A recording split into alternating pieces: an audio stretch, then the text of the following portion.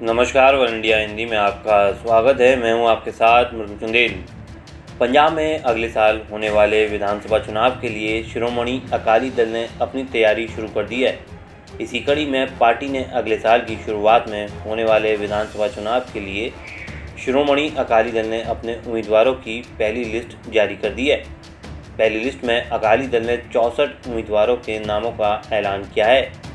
इस लिस्ट के मुताबिक चीफ सुखबीर सिंह बादल जलालाबाद से चुनाव लड़ेंगे।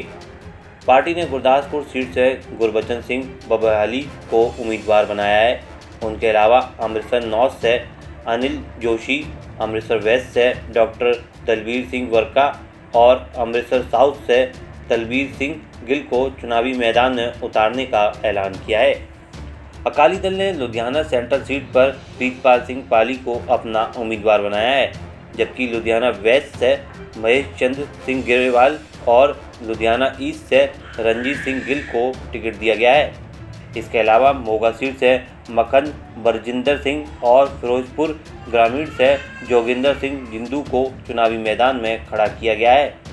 पार्टी ने फजीलका विधानसभा क्षेत्र से हसन राज जोसना, फरीदकोट से परबसन सिंह बंटी, रोमाना बरनाल सीट से कुलवंत सिंह कांटा, पटियाला की नाभा सीट से कबीर दास और पटियाला की ही सनौरा सीट से हरिंदर सिंह चंदू माजरा को चुनावी मैदान में उतारने का ऐलान किया है। आपको बता दें, विधानसभा चुनाव के लिए अकाली दल ने मायावती की पार्टी बहुजन समाज पार्टी से हाथ मिलाया है। पंजाब में 117 विधानसभा सीटें हैं। पंजाब की कुल 117 सीटों में से बहुजन समाज पार्टी 20 सीटों पर और अकाली दल बाकी सीटों पर चुनाव लड़ेगी। इससे पहले जब अकाली दल का बीजेपी से गठबंधन था तो 23 सीटों पर बीजेपी चुनाव लड़ती थी। बीएसपी के साथ गठबंधन पर अकाली दल बीजेपी से नाता टूटने के बाद खाली हुई कई सीटों की भरपाई करने की कोशिश कर रही है। पंजाब विधानसभा चुनाव हो या लोकसभा चुनाव, अनुसूचित जनजाति का वोट काफ़ी महत्व रखता है। पंजाब की आबादी करीब 33% जनसंख्या दलितों की है और यही दलित वोट बैंक बीएसपी और अकाली दल के गठबंधन का आधार बना है। अकाली दल और बीएसपी 1996 लोकसभा चुनाव के 25 सालों बाद फिर से साथ आ रहे हैं। 1996 आम चुनावों में इस गठबंधन ने पंजाब की 13 में से 11 सीटों पर जीत हासिल की थी।